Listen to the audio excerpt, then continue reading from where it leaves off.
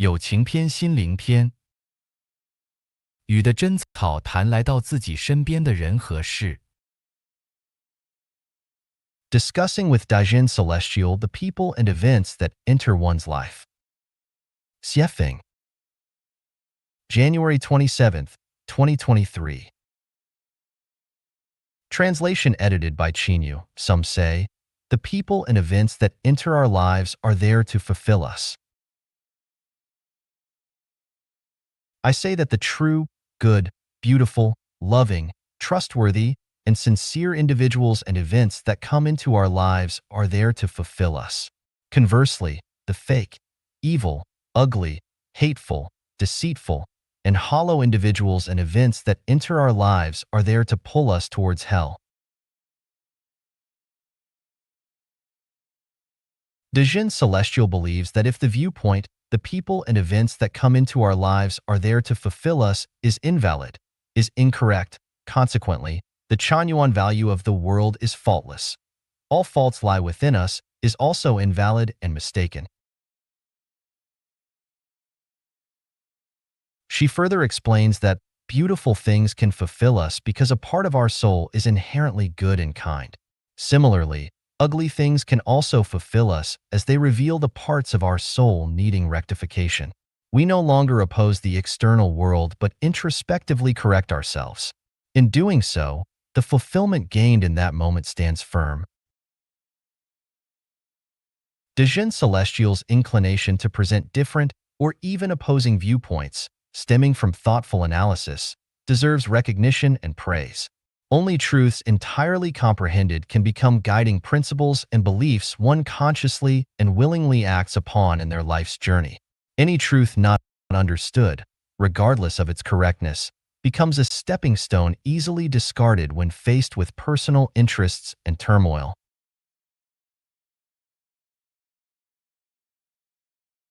Regarding whether all the people and events that come into our lives are there to fulfill us, I've analyzed and negated this perspective in my article. Are the people and events that come into your life meant to fulfill you? Now, let's discuss whether rejecting this viewpoint also rejects the Chanyuan value of the world is faultless. All faults lie within us.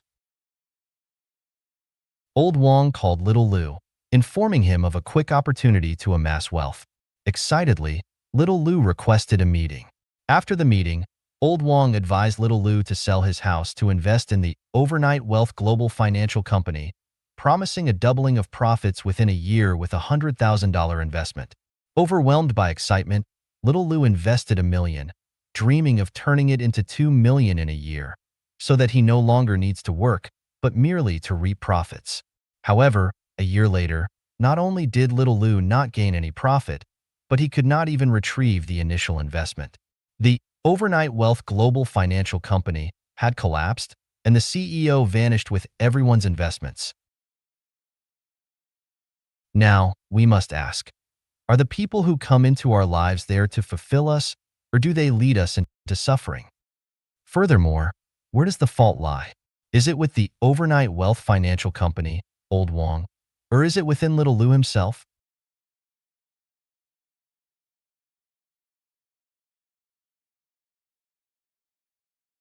So, Dezhen Celestial, in presenting such a straightforward example, do you believe that rejecting the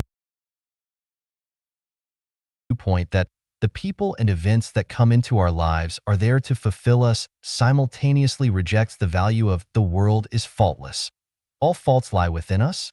Clearly not. The Overnight Wealth Global Financial Company is not at fault. They indeed amassed wealth overnight. Old Wang is not at fault. He gained some benefits.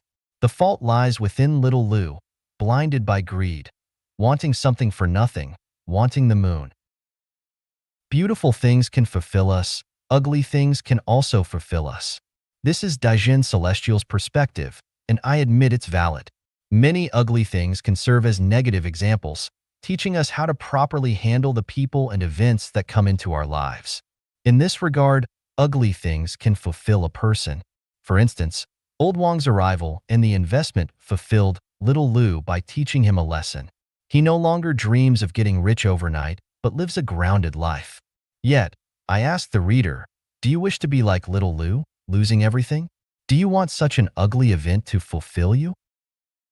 If you do, then we're not on the same wavelength. It's futile to say more. I can only wish that ugly people and events accompany your life extensively, fulfilling you. If you do not, then why not? Didn't you say that ugly things can also fulfill you? If ugly things can fulfill you, why do you not welcome them daily? Evidently, ugly people and events don't fulfill us. They corrupt us. Many people, driven by ugly people and events, commit suicide. Do we then believe that these ugly people and events finally fulfilled those individuals by leading them to suicide? Should we be grateful to the ugly people and events? Can beautiful people and events lead someone to suicide? Remember, ugly people and events only corrupt, not fulfill. If one cannot grasp this fundamental understanding, barbarism, fatuity, ignorance, and darkness will accompany their life journey. Why seek light, civilization, justice, kindness, or paradise? Hell is so ugly. Why not dwell there since even the ugly can fulfill you? 当你执着于自己的观点正确时，矛盾诞生了。When you cling to the correctness of your viewpoint, contradictions arise. Xiefeng. May 29th, 2023. Translation edited by Chinyu. Have you ever experienced this? Working together with others, facing a decision where you staunchly support Plan A while others insist on Plan B. If both refuse to compromise, conflicts arise. Anger and negative emotions swirl like a tornado, leaving both parties feeling depressed and joyless for days on end. Why is the divorce rate so high nowadays? One primary reason is when each side believes they are right and adamantly refuses to yield, eventually leading to parting ways. In business partnerships or companies, closures often arise due to partners rigidly adhering to their views, refusing to compromise. Even between nations, divergent viewpoints without compromise escalate to disagreements or even cold wars. Wherever people gather, whether in partnerships of two or collaborations involving hundreds or even tens of thousands, if everyone clings to their own views without compromise, conflicts and clashes are inevitable. Therefore, we find that those fervently clinging to their viewpoints are the ones who spark conflicts and discord, preventing themselves and their collaborators from working harmoniously together. From this, we can conclude that those who cling to their viewpoints lack understanding, reason, open-mindedness, and possess low emotional intelligence.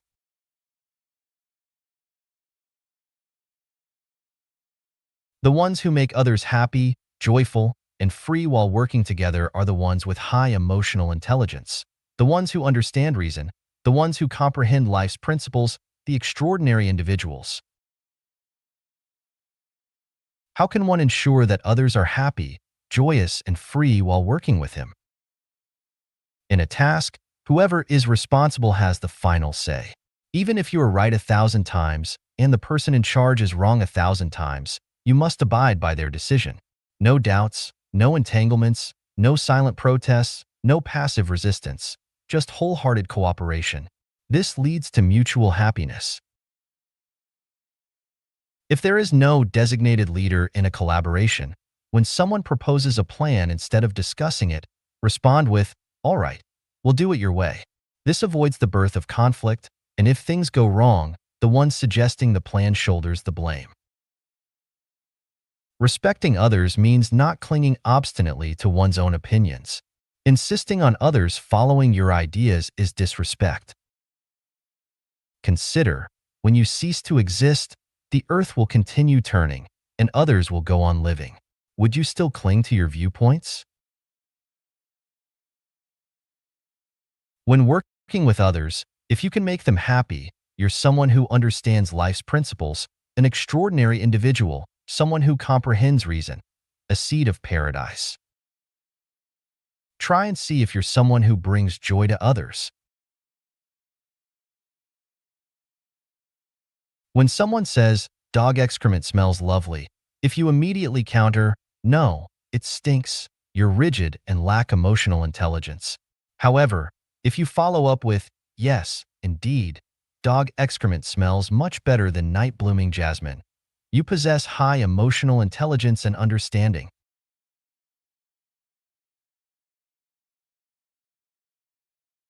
When someone says, the grassland is excellent, but the forest is not, or putting on shoes before socks looks better, or slimmer women are more sensual, or being a son is much better than being a grandfather, how do you respond? 我的个人生老病死观及交代。My personal views on life, aging, sickness, and death, and instructions. Xiefeng. May 30th, 2023. Translation edited by Qinyu. When I safely reached the age of 60, I deeply appreciated the grace bestowed upon me by the ancestor of Buddha, the greatest creator. Life is fraught with constant dangers and uncertainties. Thus, reaching 60 unharmed is considered a great destiny. My heart is filled only with gratitude towards the Creator. Life, aging, illness, and death are natural laws. Everyone has their own perspective on dealing with these. Here are my views. 60 marks the completion of one's life cycle, indicating that by the age of 60, one has eaten what they should, heard what they should, seen what they should, and experienced all they needed to. With life's journey deemed fulfilled, it is time to gracefully accept nature's course and embark on the next journey. If diagnosed with a terminal illness, I will not seek treatment. If a cerebral hemorrhage causes me to lose consciousness, I adamantly refuse and oppose any resuscitation efforts. I've lived a fulfilling life with no regrets. I eagerly anticipate the place I'll go after death. Bringing me back to this world would be cruel. After my death, if anyone is around, I hope they cheerfully cremate me, scatter my ashes as they wish. I arrived empty-handed and will depart the same way. Everything I possess belongs to the second home. Therefore, let everything return to the home. No memorials, monuments, or tombstones are needed. Let me dissipate in the wind while everyone eats, drinks, sings, and dances. Life is a dream. When we wake, it's all gone. I owe nothing to anyone, and no one owes me. This is my dignity as a living being. If afflicted by an incurable illness, I'll utilize the Chanyuan meditation method to depart swiftly. People are not responsible for taking care of me, and I don't expect anyone to tend to me in sickness. That would strip me of my dignity as a living being, devalue my existence, and further incur debts. I don't wish to owe debts and return to this world again. I've established theories and models for a new human way of life. If anyone benefits from it, it's not my achievement. It's the grace of the ancestor Buddha, the greatest creator, and the guidance of gods, Buddhas, celestials, and saints, and the collective wisdom of past sages through tireless efforts. All glory goes to the divine and wise. I merely played a small role, doing what I should. Don't praise me. My reward is sufficient to fill my heart with gratitude. So please, do not regard me as someone deserving of praise or honor. I'm not worthy of any acclaim. People desire longevity, wishing to live to 1 or 10,000. While it's a common desire, I don't aspire for longevity. Since turning 60, I joyfully accept life's end anytime, anywhere. I have no desire to reach 100. I don't want technological or medical advancements to prolong my life. I reject organ transplants and blood transfusions. Let me finish my life journey following nature's rhythm. If I lie sick and unattended, I will not blame anyone. I have done my best for my child, never expecting him to care for me in my old age. Modern young people are already burdened enough. I don't wish to be a burden on his life's journey. If my child can live happily, that is the greatest filial piety and respect for me. I don't expect him or anyone else to take care of me in my old age. So, to anyone who knows me, don't harbor any guilt in your heart because no one owes me anything, and I haven't done anything for anyone. I joyfully accept whatever outcome nature has in store for me. I have one wish. If circumstances allow, I hope those affectionate and capable enough would take care of a Huang in her later years if I depart before her. She's given her all to Life Echanuan, the construction of the second home, possessing no personal wealth. If Life Echanuan persists, I hope everyone living in the second home treats her kindly. I persist in living because I believe I still hold value. The day I become a burden to those living, rather than being of value, is the day I suffer with every passing moment. I'd rather seek an end to this journey sooner than prolong suffering and move on to the next path. Craving life is a natural human inclination, entirely acceptable and not subject to criticism. Yet, for those dedicated to enlightenment and spiritual ascension towards heaven, this desire can obstruct the path to achieving immortality or Buddhahood. Therefore, I choose not to crave life. If I am fortunate enough to embark early on the journey to heaven, it's a divine reward, an immense blessing. These are my personal views on life, aging, illness, and death, along with my instructions. I hope everyone understands and fulfills my wishes. 真善美人性的核心价值，生命禅院的人性观。Truth, goodness, and beauty, the core value of human nature. The perspective of human nature, Life Echanuan. Shuifeng. The big world in our view is just an art form of truth, goodness, and beauty, but the real truth, goodness, and beauty is hidden among the dazzling art form. There is nothing strange for a piece of two-dimensional canvas, but after the painting of Maestro, this flat canvas can display multidimensional space. Hovering clouds during daylight, many peaks scattering in different distance, interspersed by the flowing water under the small bridges, people walking and birds flying. All those infuse people with a sense of truth, goodness, and beauty which characterized with distant quiet and vast infinite. However, let's take a deeper look and ask whether this is the truth, goodness, and beauty. Of course not, it's just an art form, and the real truth, goodness, and beauty is hidden in the back of the picture, in the artist's heart and mind. That is to say, the real beauty is hidden under the representation of art, and everything outside is just the external art manifestation of the hidden truth, goodness, and beauty. Similarly, people's truth, goodness, and beauty are concealed in human nature, and the outward appearance is just the artistic expression of the intrinsic truth, goodness, and beauty. We live in a fantasy art world. We flatter ourselves living truly. In fact, we are just some embellishments on the canvas of artists. As the pigment is washed off, the canvas will restore to a monotonous flat surface. After the change of time-space, the true of us will restore to our original life status quo, and then make a fresh start to another art form. People have 6 perceptions as vision, hearing, olfaction, taste, touch, and telegnosis, and the first 5 perceptions perceive the world by the media of artistic substances. What we perceive are just the external art forms of truth, goodness, and beauty, but not their essential characteristics. Only the telegnosis is able to surpass the artistic material platform to directly perceive the world of truth, goodness, and beauty. 艺术形态的本源就是真。 1. The origin of the art form is truth. Everything perceived by vision, hearing, olfaction, taste, touch are not truth but an art metamorphosis of it, and the real truth is implied at the origin of this artistic representation in the big world. Joe Smith wrote the word human on a blank sheet and then erased it. What did this process mean? This means that the word human on the blank sheet is not true, but a kind of artistic expression originating from the heart of Joe Smith. The real truth is not the word, but Joe Smith, the person. The word human will not appear on the blank sheet without the person, Joe Smith.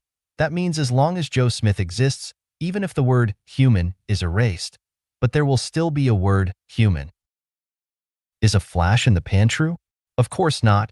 It is just another human written on a blank sheet and then being erased. It is just an artistic expression of truth hidden at the origin of epiphyllum, and its truth implies in the life structure of this plant. Is human true? Of course not. Human is just an artistic expression form in the life structure.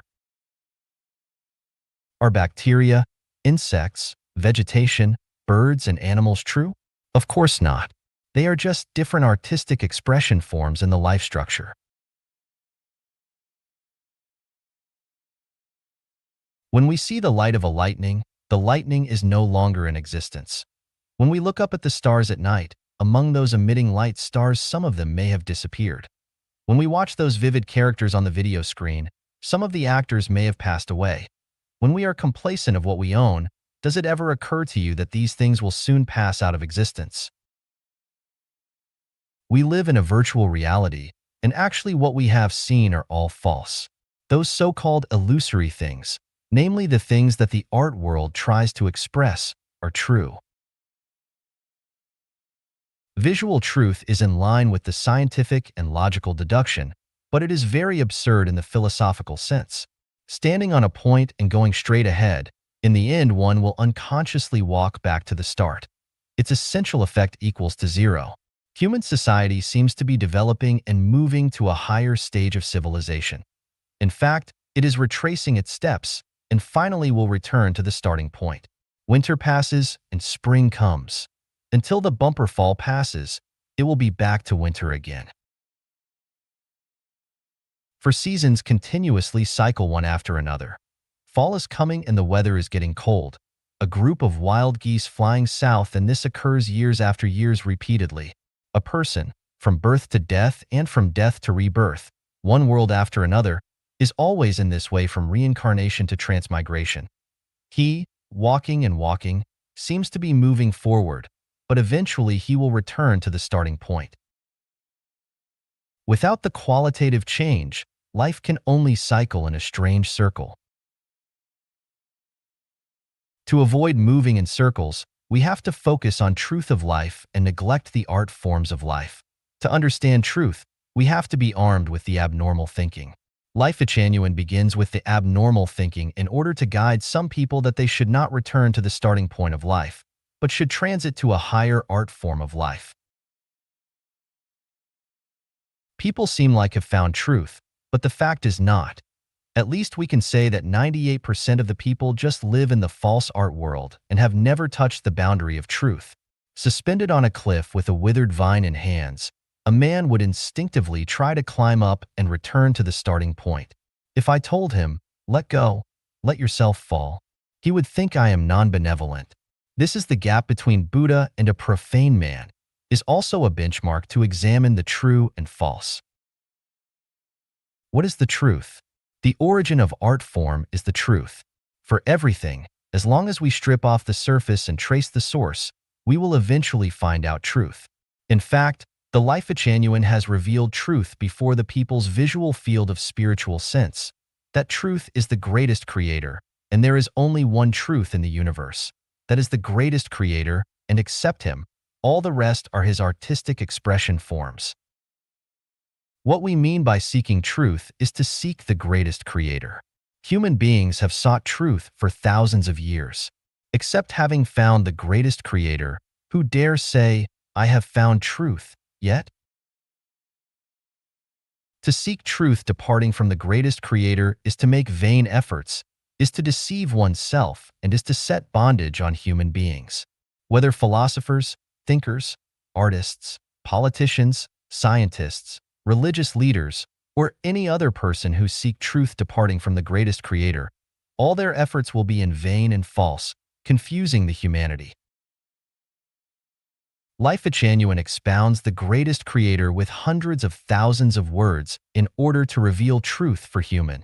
However, when some people seeking truth get up to the God in the Bible is not the real greatest creator, they are confused.